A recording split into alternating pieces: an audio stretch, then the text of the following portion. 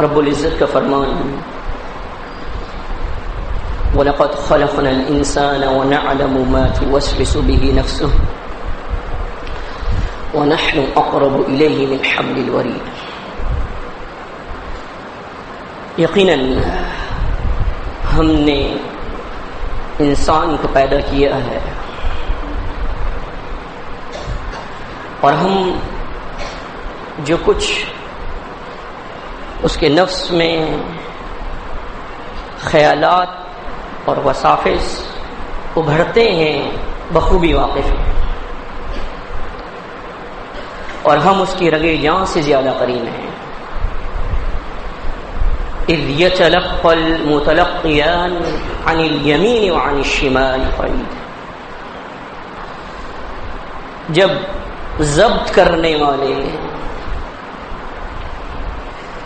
دائیں اور بائیں بیٹھے ہوئے ہیں اور وہ ضبط کر رہے ہیں، وہ لکھ رہے ہیں، وہ تحریر کر رہے ہیں.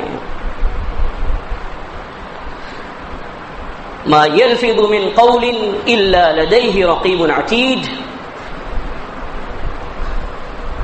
زبان سے کوئی بات نہیں نکلتی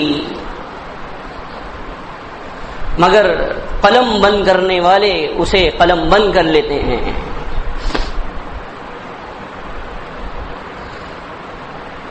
جب ہم بات کریں تو ہماری بات ذمہ دارانہ بات ہونی چاہیے.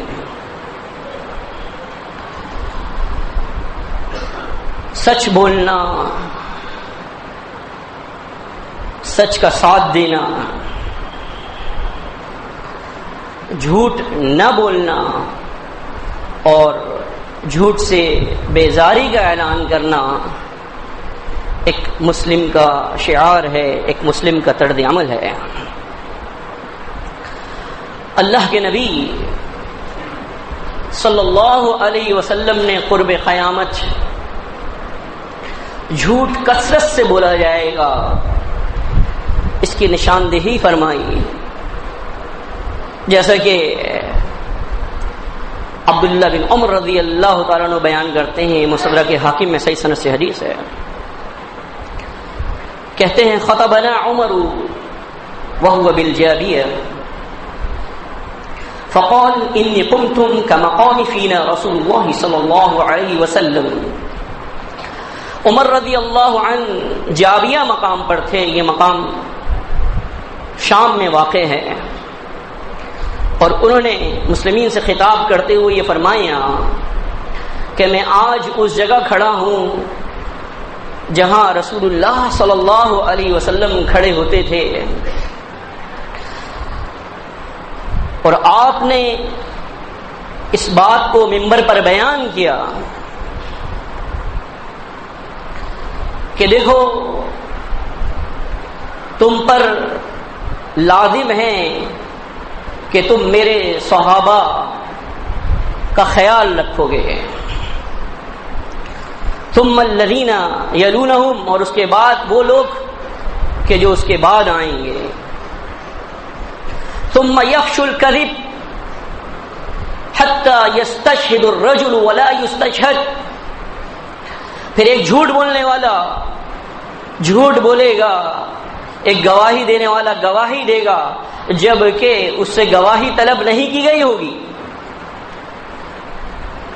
وَيَحْلِفُ الرَّجُلُ وَلَا يُسْتَحْلَفُ، اور ایک شخص اللہ کی قسمیں اٹھائے گا جبکہ اس سے قسم اٹھانے کا مطالبہ نہیں کیا گیا ہوگا.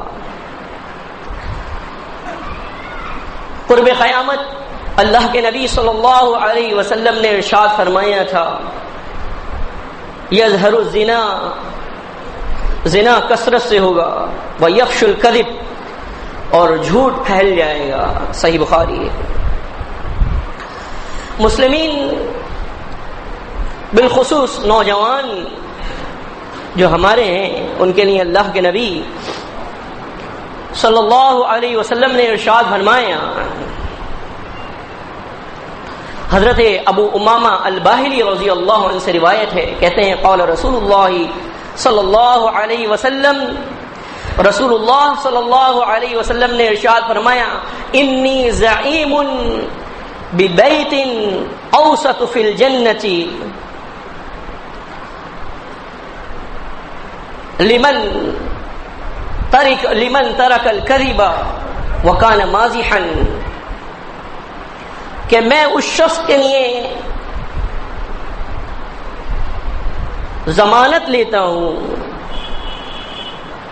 جنت کی کہ اسے وسط میں جگہ ملے گی جنت کے، کہ جو شخص جھوٹ چھوڑ دے گا اگرچہ وہ مزاحن ہی ایسا کرنے والا ہو، یعنی مذاق میں بھی جھوٹ نہیں بولے گا۔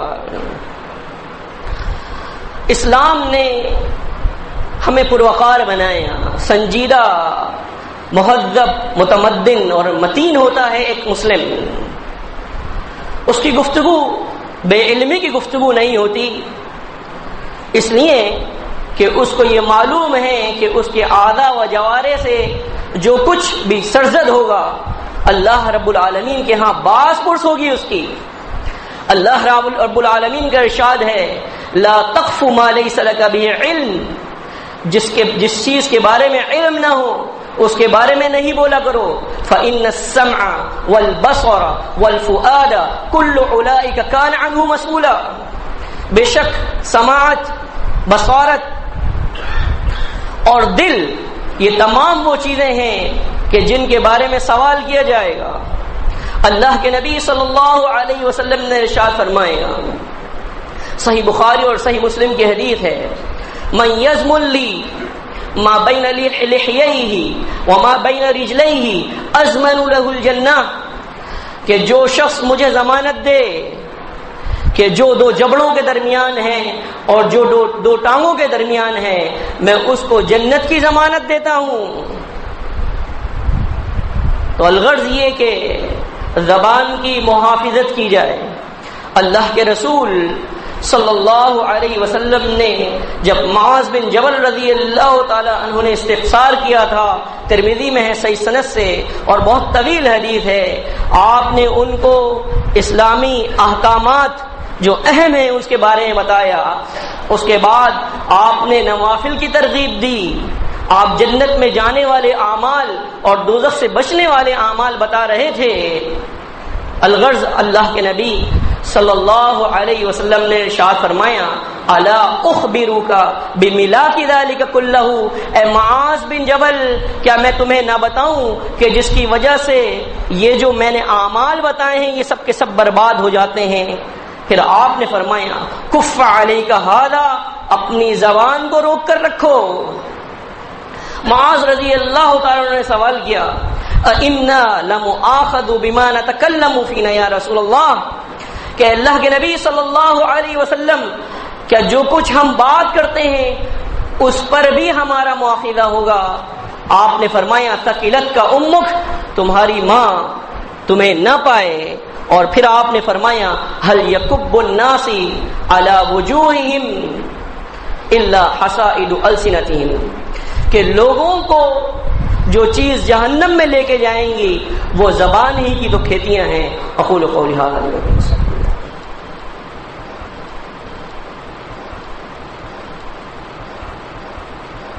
الحمد للہ سبحان اللہ وبحمدہ سبحان اللہ العظیم سبحان اللہ وبحمدہ عدد خلقہ ورضا نفسہ وزنة عرشہ ومداد کلماتہ۔ إن الحمد لله نحمده ونستعينه ونستغفره ونعوذ بالله من شرور أنفسنا ومن سيئات أعمالنا، من يهده الله فلا مضل له ومن يضلله فلا هادي له، وأشهد أن لا إله إلا الله وحده لا شريك له، وأشهد أن محمدا عبده ورسوله، أما بعد فإن خير الحديث كتاب الله، وخير الهدي هدي محمد صلى الله عليه وسلم، وشر الأمور محدثاتها، وكل محدثة محدثة بدعة وكل بدعة ضلالة وكل ضلالة في النار. اللهم صل على محمد النبي وأزواجه أمهات المؤمنين وذريته وأهل بيته كما صليت على إبراهيم إنك حميد مجيد. اللہ رب العالمین نے مؤمنین کو حکم دیتے ہوئے فرمایا وقولوا قولا سدیدا، کہ وہ بات کرو کہ جو سیدھی اور سچی بات ہو. اللہ کے رسول صلی اللہ علیہ وسلم نے ارشاد فرمایا، ابو ہریرہ رضی اللہ عنہ راوی حدیث ہیں،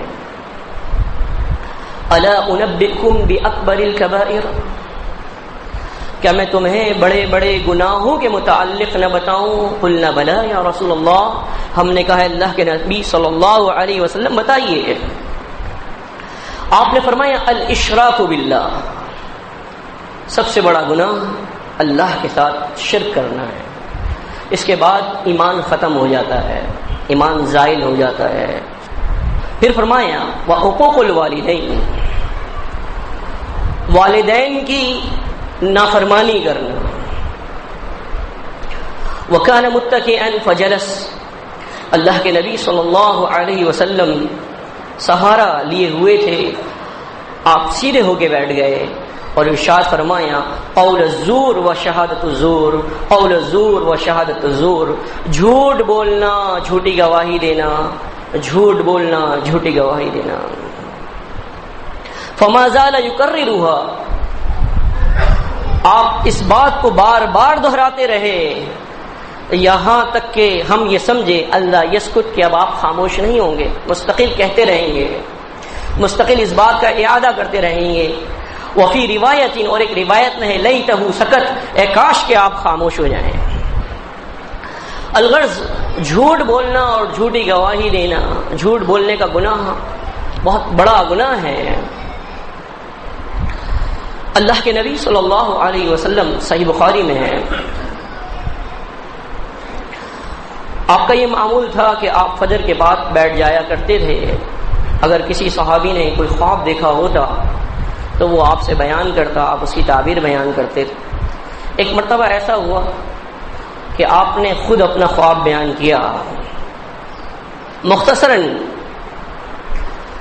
آپ نے یہ فرمایا کہ دو آدمی میرے پاس آئے اور مجھے لے گئے، جبریل اور میکائیل علیہم الصلاۃ والسلام.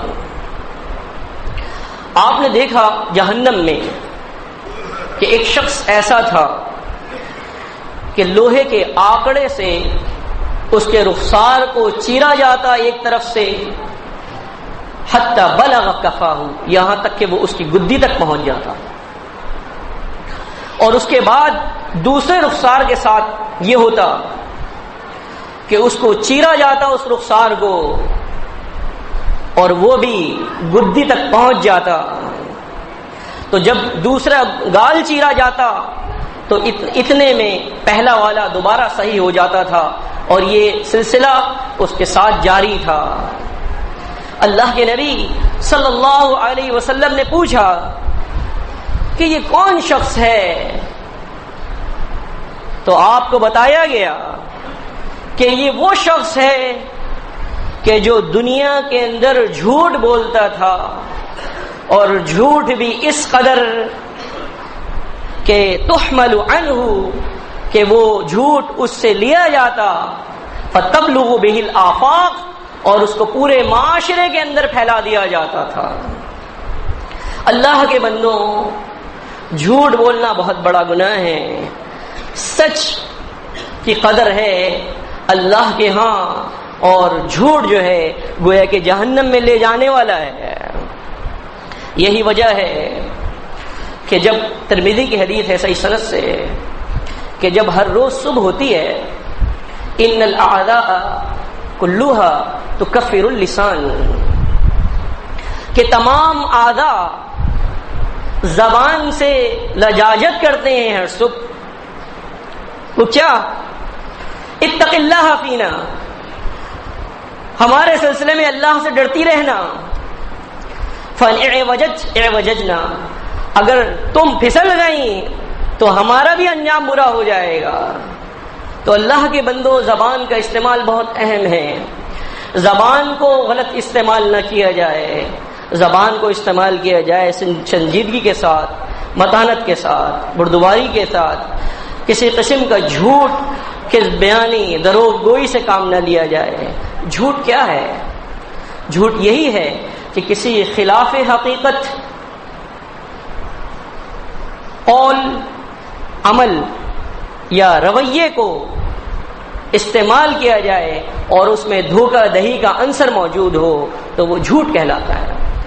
اللہ کے نبی صلی اللہ علیہ وسلم نے جھوٹ کی بہت زیادہ مذمت فرمائی، اور ایسی لایانی باتیں جو زبان سے نکلتی ہیں ان کے بارے میں بھی آپ نے ارشاد فرمایا کہ ان الرجل،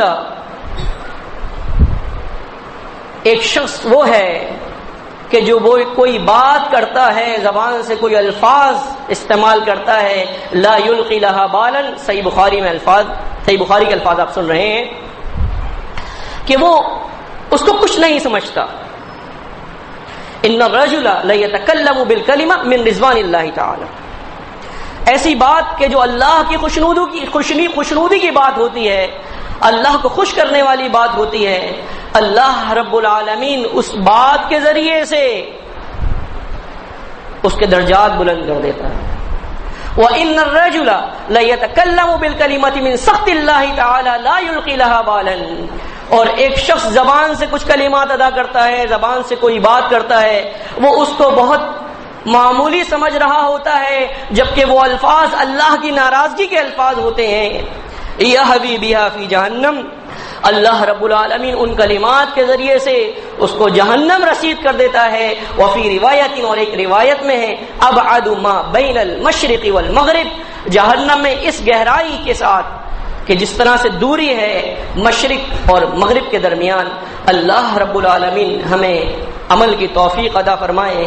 اللہ ہمیں توفیق عطا فرمائے کہ ہم کذب بیانی سے بچیں، ہم دروغ گوئی سے بچیں، ہم جھوٹ سے بچیں، ہم غیبت، چغلیوں اور اس سے متعلق جو بھی چیزیں ہیں ان تمام سے بچیں، سچ بولیں اور راست بازی کا طریقہ اختیار کریں. اقول قولی ھذا لی ولکم استغفر اللہ.